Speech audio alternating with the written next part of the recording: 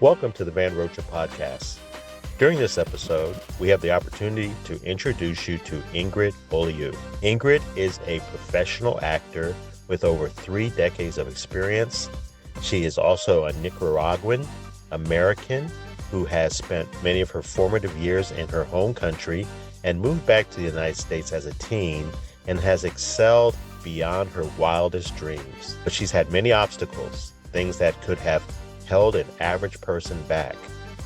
But listening to her story, you will hear about resilience, strength, hope, and power. Thank you for joining us, and let's start the episode.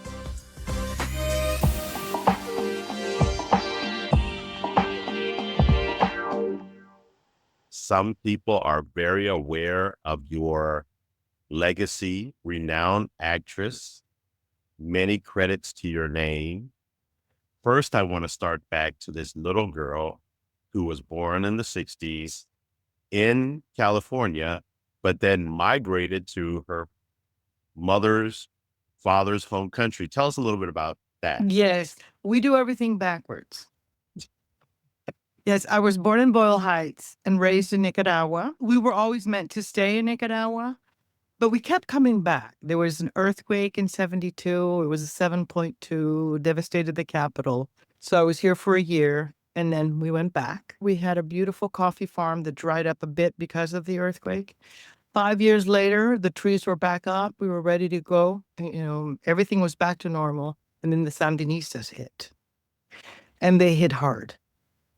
And we ended up losing the farm, ended up coming back to the United States in 1978 and staying here. I have not been back to my country, Nicaragua. I love U.S., but of course, Nicaragua will always have my heart. I haven't gone back. Of course, there's a lot of political unrest. It continues. Our farm, our family had nothing to do with Somoza. It had nothing to do with the government. It was a first cousin that was a Sandinista, was the one that pointed our farm to them. For whatever reason, it was turned into a bunker, and later it was stolen in the courts, because in third world countries, they get away with stuff like this. And so right now there's an injunction, and the farm, which is worth a lot of money, right now can't be sold.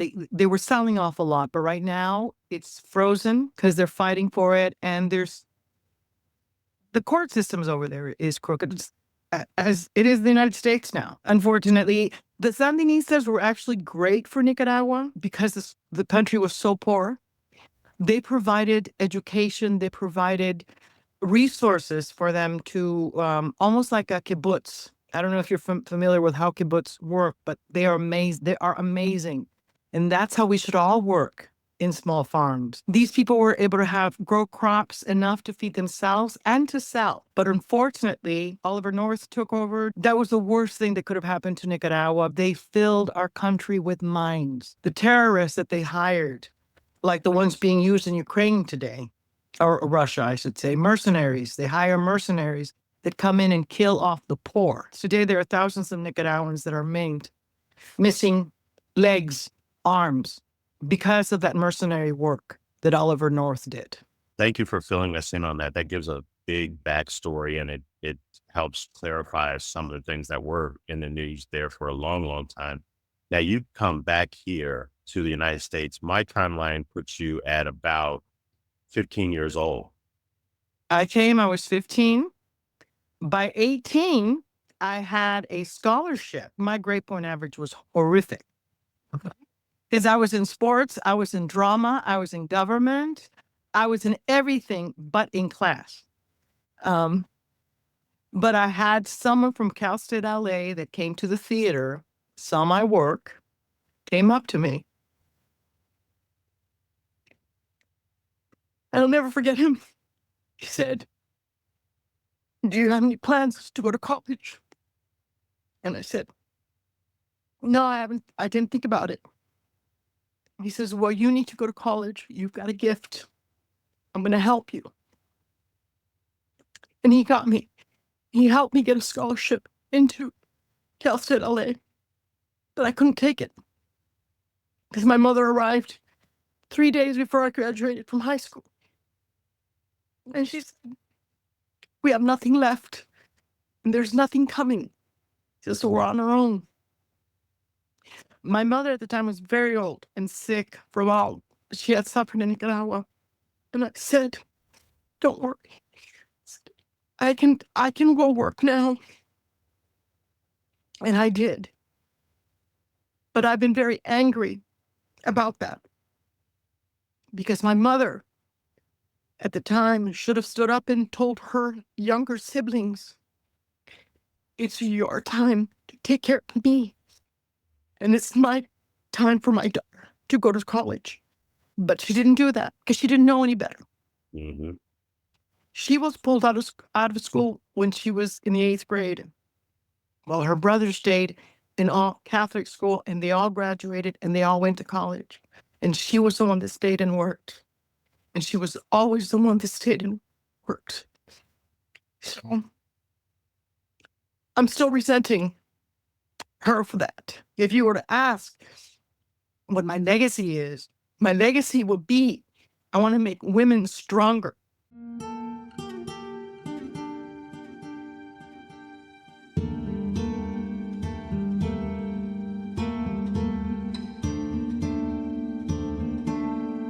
Everything you say is making great sense. And so, you didn't get that scholarship, but then you started working and you started becoming like impressive. Well, I went to school at night. Okay, well, let's hear about it. I went to school at night, and there is today the Los Angeles Theater Center. It used to be the Los Angeles Actors Theater. And there is where I ended up. They still had grants. This was before Reagan took everything away. There was still some money, and I was able to get grants before they were connected to LACC, Los Angeles City College, and you would actually get college credits. There was a time where you could do this because we literally worked side by side with LACC and we performed our play at LACC. But that program was gone, and now grants are disappearing even more. You know how when you sit and you watch people watch? That's a big part of acting. It's a big part of studying and just learning, memorizing. We learn to pick up people's mannerisms just from studying them. It was a wonderful time for me. Like going to college. It was a great education for me.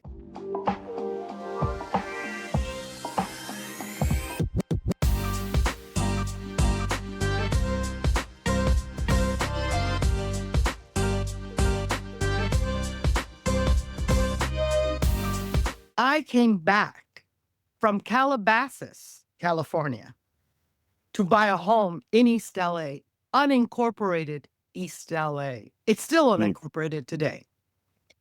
I got involved because I found out there was a drug house across the street from me. And I said, oh, hell no. What do I need to do to get rid of that? Went to the sergeant's office and they said, there used to be a community meeting. Would you be interested in running it? I said, absolutely. And this was all thanks to Gloria Molina, one of the best council members we could have ever had in Los Angeles. She's passed on, but she's an icon. She did so much for East LA. And that is what we did. So we had to pass bills. The sergeant wrote them up.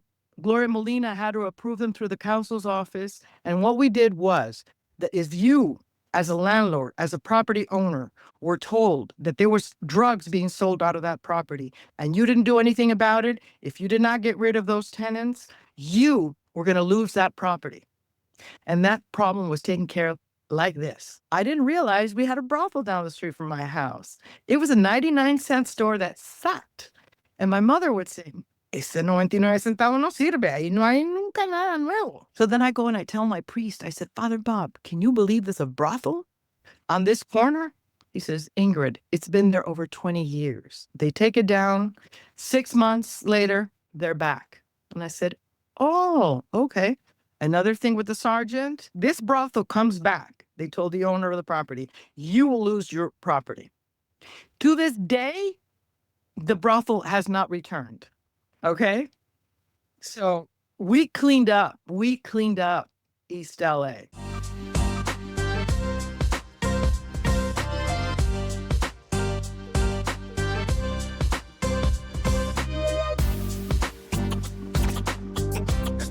women, especially women, we need to be strong. We are the example to our children. I want my daughter to be strong and self-resilient, and stand up for herself. Tell us about your daughter, because your daughter is your pride and joy. Tell us about America. America Rose Ostrom is a badass. She's 19, second year in college, UCLA Regent Scholar, chemistry fraternity. They're all brothers. That was all new to me. And she says, my brother this and my brother that, and they're women. I'm like, wow, never. But she loves her fraternity. Her thing is forensics, CSI, and she wants to study dead tissue. And she's fascinated by it. So she's going to be studying for a long time. But this kid, straight A kid all her life, couldn't wait for summer to be over to go to school. Wow, that's amazing. Now, clue the audience in what made you choose that name, America, for your amazing daughter. I did not choose it. I was engaged to her father when we ended up going to New Mexico. There was inauguration for this incredible Latin Institute at the time. We were invited to the governor's mansion. We spent a week in New Mexico with America Ferrera and her mother, who was also named America Ferrera Sr. Her father, my fiance at the time, that said, when we get married, if we were get pregnant, and if it were to be a girl, I want to name her America because you are such beautiful people, and they're beautiful people. And I was thinking, no, he had 3 sons. There's no way he's going to have a daughter, and I can't get pregnant. Well, I did get pregnant, and it was a girl. A beautiful girl, gorgeous girl. I was not happy about the name, I have to tell you. And her brothers were not crazy about the name, and they begged their father, do not name her America. People will make fun of her. Don't do that to her. And the first year when she was a baby and people would hear America, we had some really wild reactions. They were like, oh, how dare you call her after our country? Or just bigots, and because it really came from Americo, Americo Vespucci. That was the first Americo who was Italian. It's a beautiful name. She loves it.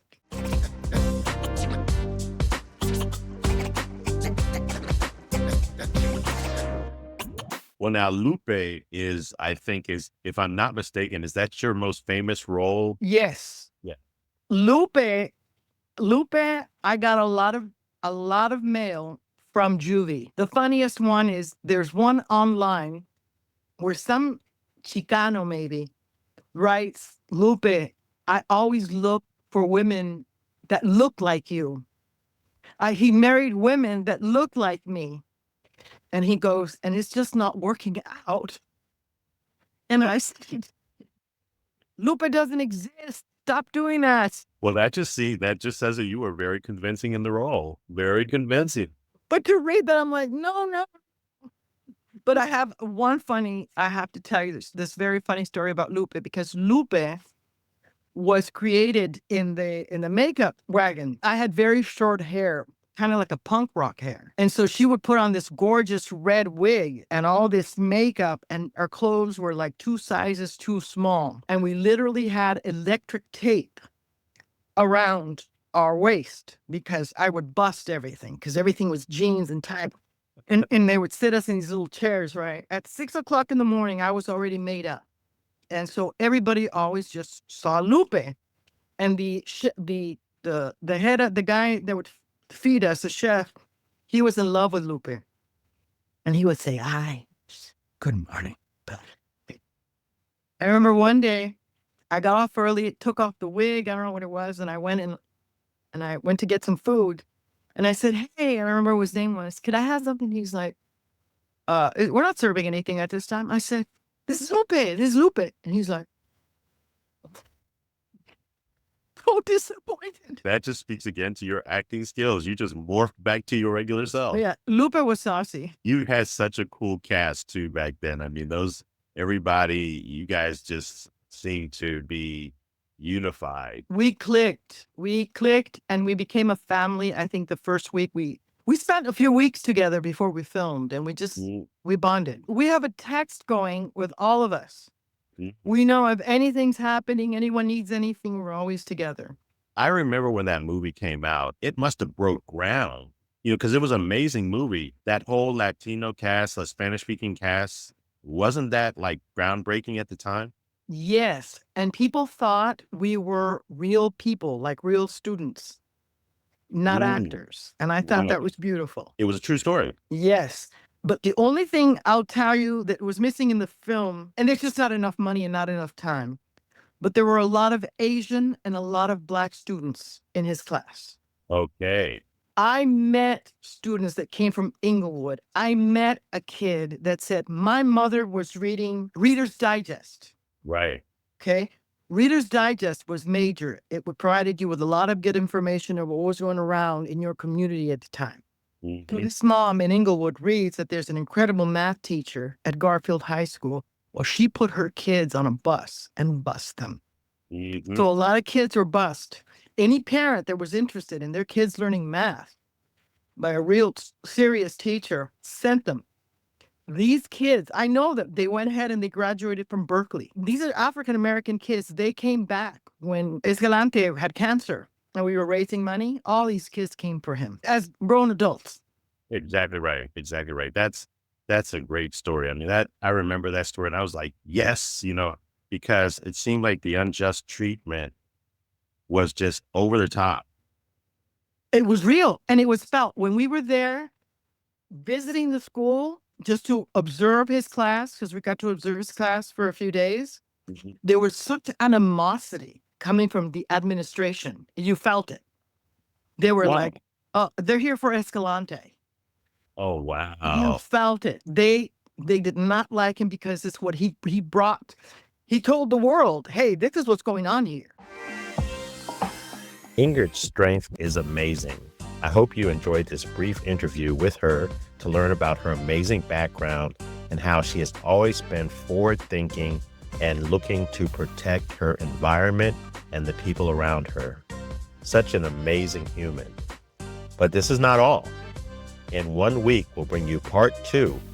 Part 2 demonstrates the amazing way that Ingrid looks at mental health and how she has worked hard to strengthen her own, that of her family members, and we'll get her thoughts on what she really encourages people to do with regard to their mental health.